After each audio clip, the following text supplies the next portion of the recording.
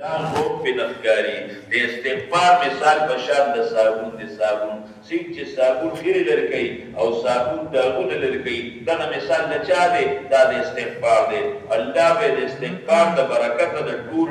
ګناهونه څه کړي ګناهونه به الله پاکي استغفار به عجیبه شی دی حسن بصري رحمت الله علیه یو سړی راغی ورته ویې جي زمونږ په کلي کې قحط دی باران نه کېږي ورته استغفار وایه بل ولا راغی وایي جي بچي مې نشته ورته استغفار وایه بل ولا راغی ورته جي غربت دی وي استغفار والا بل راغی و چې څوک به راته ورته استغفار وایه مریدان ورسره ناست یو مرید ورته وخاندېد چې وایي بل سره زده دی او که نه هم دا یو لفظ دی زده دی